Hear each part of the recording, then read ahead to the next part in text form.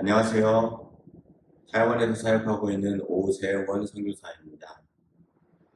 저는 오늘 여러분들과 함께 75세에 시작한 인생이라는 그런 말씀의 제목을 가지고 하나님의 은혜를 나누기를 원합니다. 여러분들의 인생에 어떤 전환점을 경험한 적이 있으십니까? 많은 사람들이 인생에 있어서 그 전환점들을 경험합니다. 예를 들어서 큰 사고를 당하거나 질병을 겪거나 혹은 부모나 자녀, 자기가 사랑하는 사람들의 어떤 사망 사고를 통해서 인생의 큰 전환점이 되는 그런 경험을 하기도 합니다. 여러분들 어떤 인생의 전환점을 경험한 적이 있으십니까? 저희 얘기를 여러분들과 나누고 싶습니다. 저는 대학교 1학년 때 제 친구의 죽음이 제 인생에 있어서 터닝포인트가 되었습니다. 1980년대 말 한국 역사의 소용돌이 속에서 저는 대학을 다녔습니다. 저는 그때 거듭난 그리스도인이었지만 방황도 많이 하고 있었습니다. 그러던 어느 날 우연히 어떤 친구를 만나게 되었습니다. 그동안 잘 알지 못하던 친구였는데요. 만나서 얘기하다 보니까 그 마음이 서로 맞고 말이 통하는 것 같아서 참 좋았습니다. 그래서 그날 여러 가지 이야기를 나눴고 또 그 이야기를 나누다가 제가 신앙의 이야기를 그 친구에게 건넸습니다. 너는 그 신앙이 무엇이니? 너는 어떤 종교를 갖고 있니? 라고 물어봤을 때 그 친구가 자기는 예전에 교회를 다녔고 모든 가족이 크리스찬이지만 지금은 교회를 다니고 있지 않고 그리고 또 지금은 크리스찬이 아니라고 대답을 했습니다.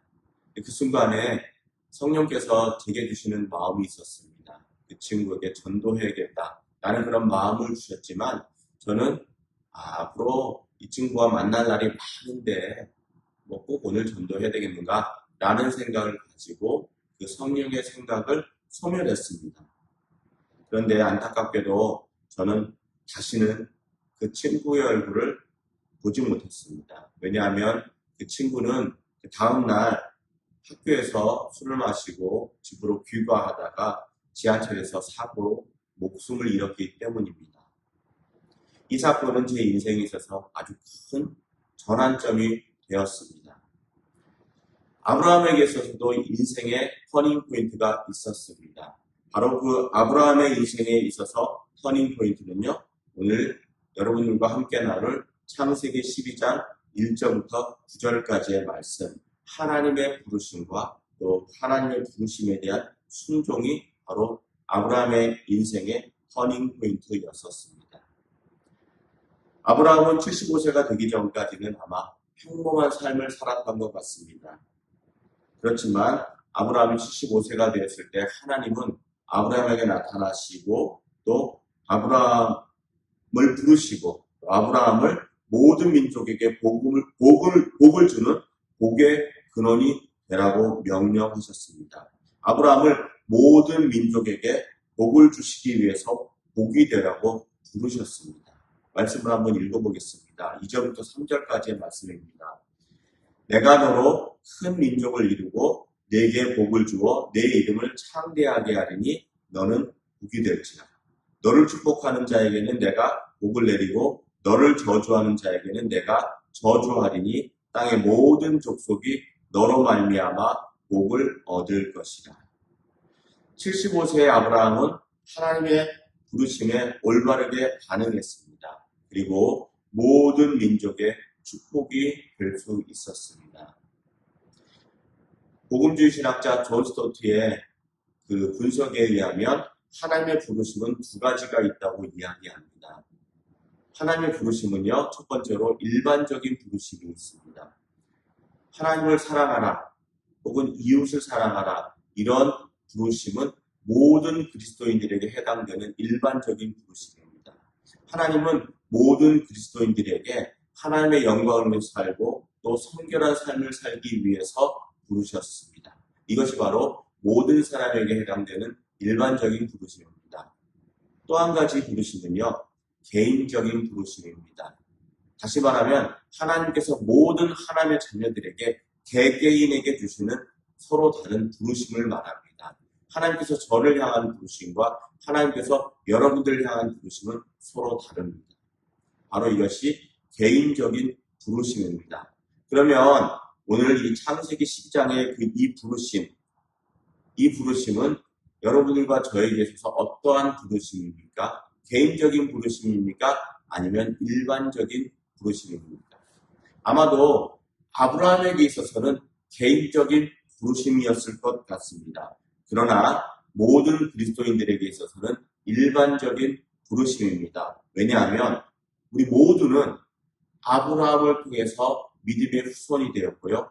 아브라함을 통해서 믿음의 후손이 된 모든 사람들은 모든 민족에게 축복의 통로가 되라는 그런 부르심을 받았기 때문입니다. 다시 말하면요. 오늘 창세기 12장 2절부터 4절까지의 이 말씀은 하나님께서 모든 그리스도를 향해서 부르신 일반적인 부르심이라는 말씀입니다. 그래서 우리 모든 그리스도인들은요. 하나님 안에서 모든 민족을 축복하는 축복의 통로인 것입니다. 열방에 복을 주기 위해서 모든 민족에게 복을 주기 위해서 복이 되어야 한다는 하나님의 부르심에 우리는 어떻게 반응해야 합니까? 축복의 통로가 되기 위해서 하나님의 부르심에 우리는 어떻게 순종해야 합니까? 오늘 본문이 우리에게 주시는 첫 번째 교훈은 이것입니다. 익숙한 것을 포기하고 나그네가 되라는 것입니다.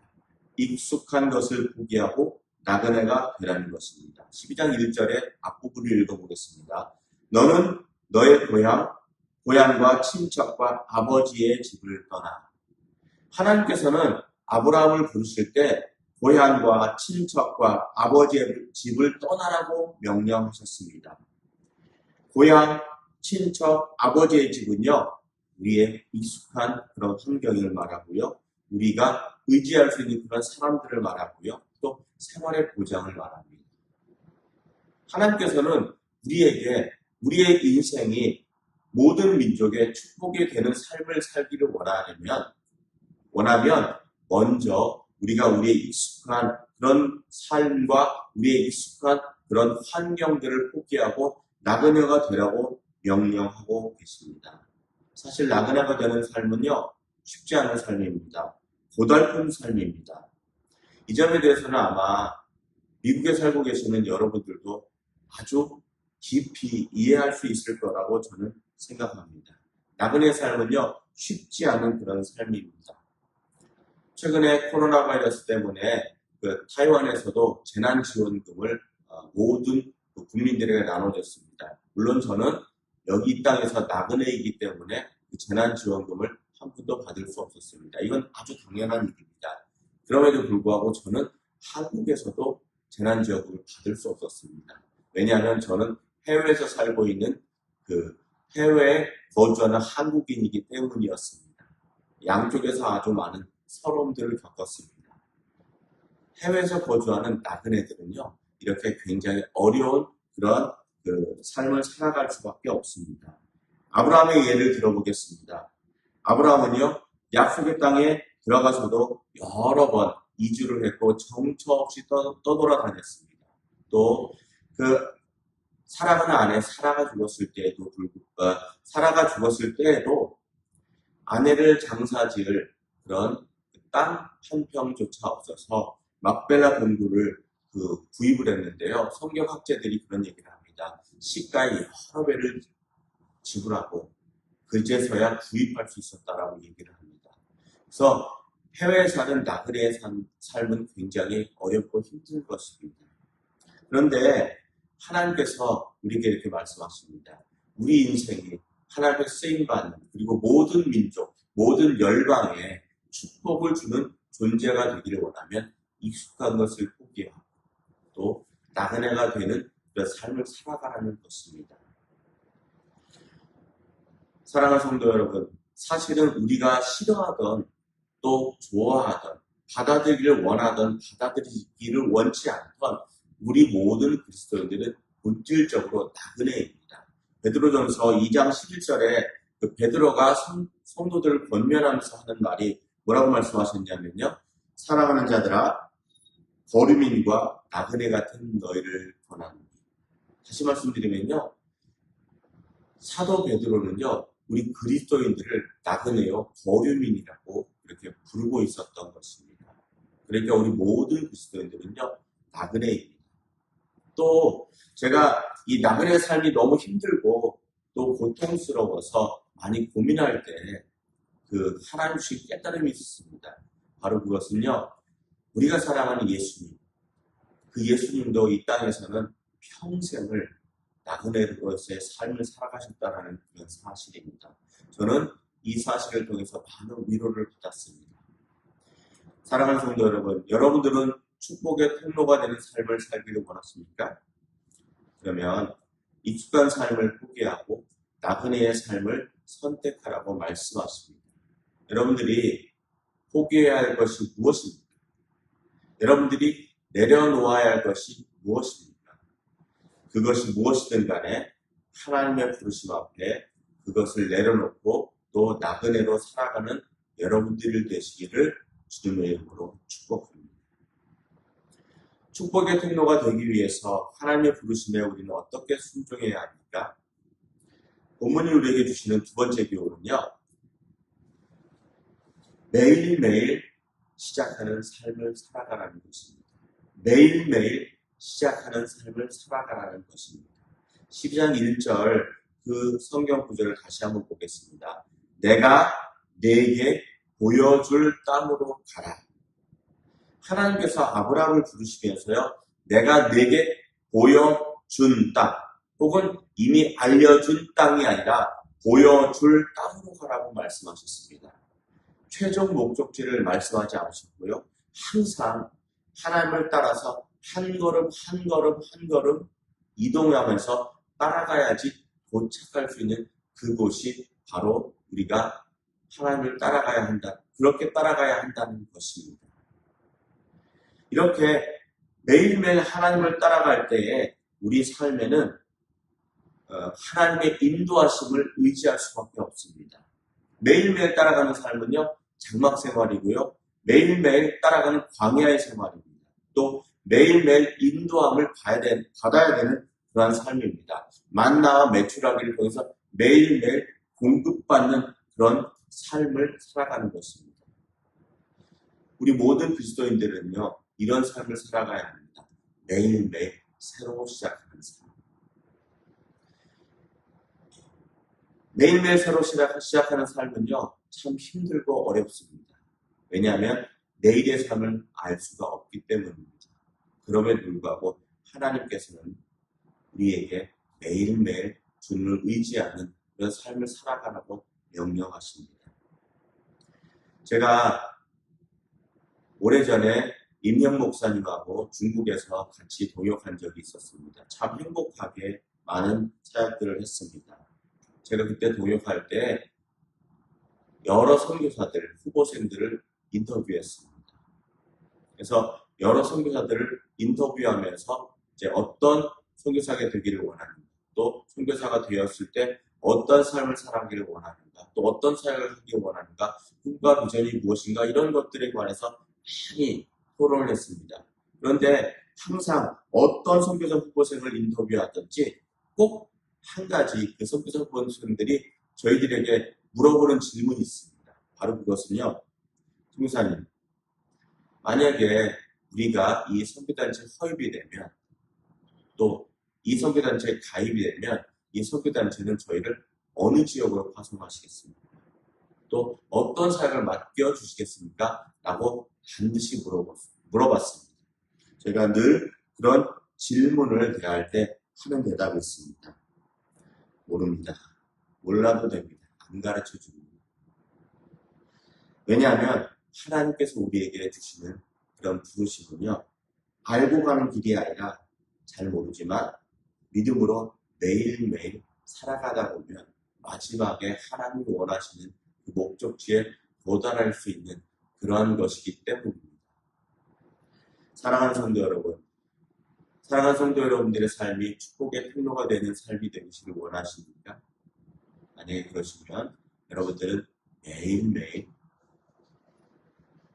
하나님을 따라가는 그런 삶을 살아가는 저와 여러분들 되시기를 주의 이름으로 축복합니다.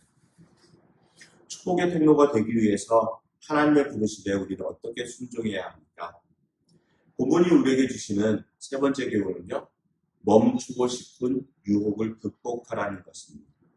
멈추고 싶은 유혹을 극복하라.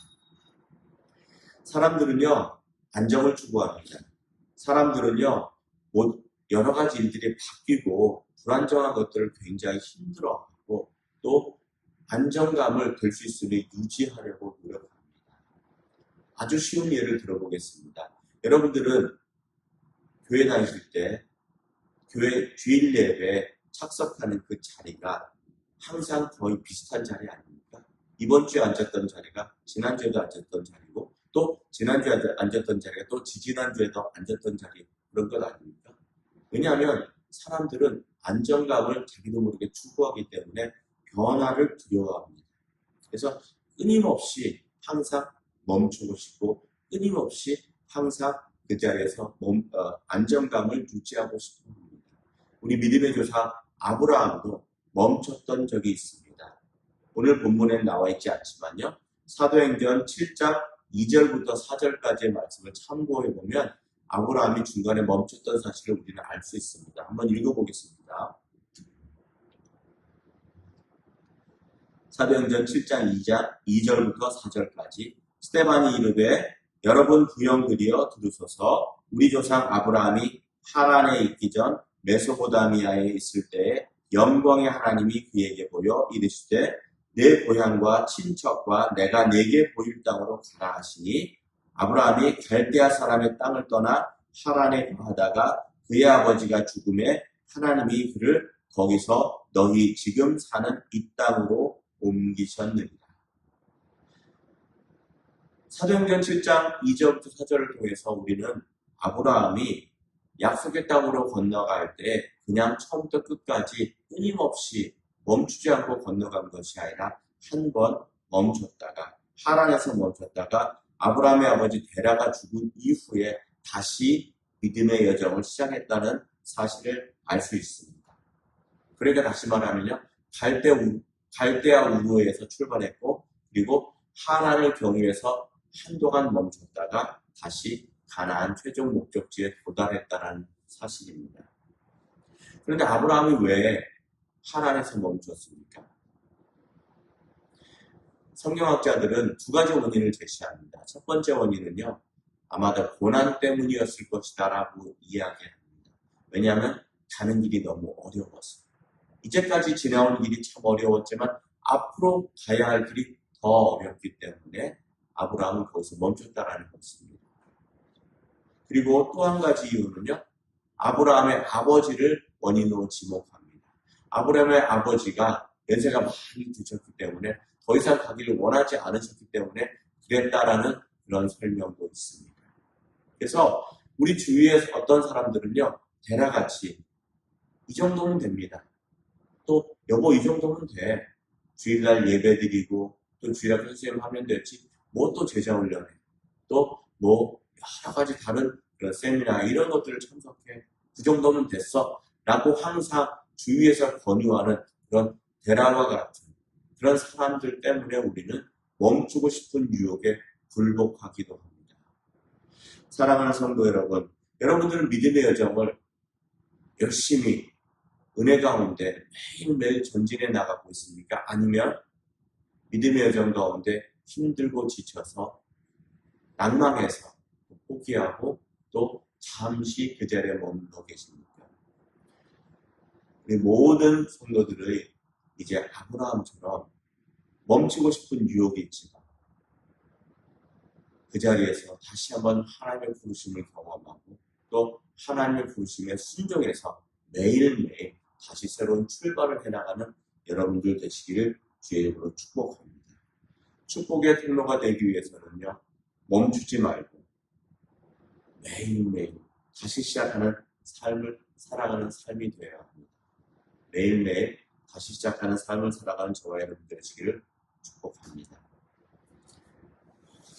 축복의 통로가 되기 위해서 하나님의 부르심에 우리는 어떻게 순종해야 합니까?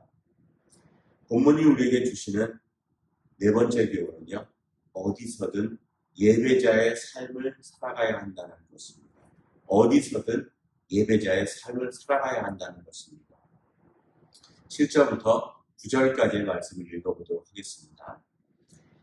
여호와께서 아브라함에게 나타나 이르시되 내가 이 땅을 네 자손에게 주리라 하신지라. 자기에게 나타나신 여호와께 그가 그곳에서 제단을 쌓고 거기서 베델 동쪽 산으로 옮겨 장막을 치니 서쪽은 베델이요 동쪽은 아이라. 그가 그곳에서 하나님께 제단을 쌓고 여호와의 이름을 부르더니 점점 남방으로 옮겨갔더라. 이 7절에서 9절까지 나왔던 그 말씀 중에 우리가 주목해야 될 부분이 있습니다. 아브라함이 제단을 쌓았다라는 그 말씀이고요. 그리고 또 여호와 이름을 불렀다라는 그런 그 말씀입니다. 아브라함은 어디를 가든지 먼저 하나님 앞에 제단을 쌓고 하나님을 예배하는 그런 삶을 살았습니다. 아브라함 어디를 가든지 그곳에서 그가 자리한 그곳에서 여호와의 이름을 부르짖었습니다. 이 여호와의 이름을 부르더라라는 이 말씀, 이 원문, 성경 원문 카라 이 히브리어는요, call out loudly, 그러니까 아주 크게 부르짖었다라는 말입니다. 아브라함은요, 나그네의 괴로운 생활을 기도로 승화시키는 그런 비결을 배웠습니다. 아브라함 어디를 가든지 단을 쌓았고요. 어디를 가든지 하나님께 부르짖었고 또 하나님을 예배하는 삶을 살아갔습니다. 나그네의 삶에서 우리에게 가장 필요한 것은 무엇입니까? 많은 재산이요? 건강이요? 또 힘이요? 혹은 여러분들이 아주 갖고 싶어하는 그러한 것들입니까? 꼭 그렇지 않을 수 있습니다. 저는 나그네의 삶에서 가장 필요한 것은요, 하나님께서 저희들에게 부어주시는, 값없이 부어주시는 은혜라고 생각합니다. 우리가 하나님 앞에서 기도해야 될 때인 것 같습니다. 지금 세상이 코로나19 바이러스 때문에 참 어렵고 힘듭니다. 아마도 여러분들의 삶 가운데서도 많은 고난이 찾아왔을 거라고 저는 생각합니다. 이렇게 컴컴한 인생의 밤에서 저와 여러분들은 어떠한 그런 삶을 살아가야 할까요? 저는 바로 아브라함처럼 우리가 어디를 가든지 어디에 있든지 하나님을 예배하고 또 하나님께 부르짖고 하나님께 주시는 값없이 주시는 은혜를 간구하고 은혜를 소원해야 된다고 저는 생각합니다. 그래서 우리가 하나님 앞에서 정말 수시로 기도하면서 하나님의 은혜를 간구하고 하나님을 예배하는 저와 여러분 되시기를 주의 이름으로 축복합니다. 말씀의 결론을 맺겠습니다. 선교사로서의 삶이 참 많이 어려웠었습니다. 많이 외로웠었고요. 또 경제적으로도 많이 어려운 적이 있었습니다. 그런데 제가 선교사로서의 삶 중에서 가장 어려웠던 점은 경제적인 어려움도 아니고 또 외로움도 아니고 또 혹은 현지에서 받는 그런 배타적인 그런 대우도 아니었습니다. 제가 선교사로서 가장 어려웠던 거는요, 하나님 나라를 위해 열심히 사역함에도 불구하고 그 사역의 열매가 나타나지 않는다. 사역의 열매가 잘 보여지지 않을 때 제 마음이 가장 어려웠었습니다. 제가 4년 전에 중국에서의 행복한 그런 사역들을 잘 마치고 또 거기에 사역들을 내려놓고 타이완으로 다시 돌아와서 새로운 사역들을 시작했습니다. 새로운 사역들을 시작하면서 참 힘들었습니다. 열심히 노력함에도 불구하고 보여지는 그런 성과가 없었습니다. 그리고 또 많은 그런 과정 가운데 힘은 드는데 사역의 성과가 보여지지 않았기 때문에 내 마음이 무너지는 그런 마음의 어려움들을 경험했습니다. 그런데 제가 그때 바로 아브라함의 인생을 연구하면서 깨달음을 얻고 위로를 얻었습니다. 왜냐하면 내가 하나님의 부르심에 대해서 오해했다라는 그런 깨달음을 얻었기 때문입니다. 우리는 대부분 하나님의 부르심을 생각할 때 하나님의 부르심의 포커스, 하나님의 부르심의 초점은 doing, 우리가 이루어야 하는 성과나 성취에 있다고 생각합니다. 그런데 하나님께서 아브라함을 부르신 그 부르심을 자세히 살펴보면 하나님이 아브라함을 부르신 그 부르심의 초점은, 그 포커스는 doing에 있지 않고 being, 그 아브라함의 삶과 존재에 있다는 사실입니다. 하나님은 아브라함을 부르실 때요, 아브라함 부르시면서 어떤 구체적인 일을 이렇게 해서 이런 것들을 성취해라, 이런 업적을 내라, 이런 성과를 내라고 명령하신 적이 없습니다. 그리고 또 아브라함은요, 그 인생에 있어서 약속의 땅에 도착해서 했던 일을 가만히 살펴보면 큰 일을 한 거 아닙니다. 제가 가만히 자세히 살펴보니까요, 아브라함 75세에 하나님의 부르심을 받고 약속의 땅으로 건너갔습니다. 그리고 또 100세가 될 때까지 많은 부침을 경험합니다.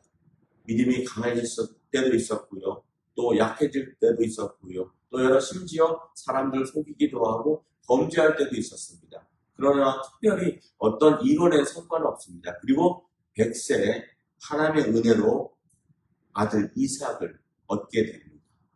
그리고 나서 110세부터 120세 사이에, 언제인지 모르겠지만 아브라함은 그 아들 이삭을 모리아산에서 하나님께 바칩니다.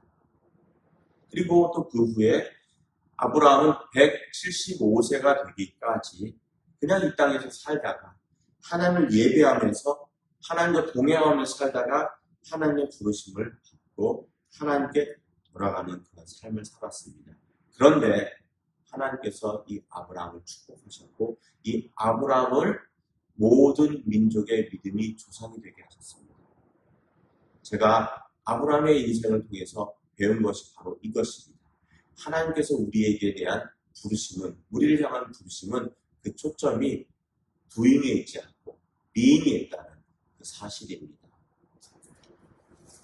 하나님이 아브라함을 부르실 때 우리에게 우리의 삶을 요구하시고 우리의 삶을 원하시는 것처럼 또 우리의 삶을 하나님께 드려야 합니다.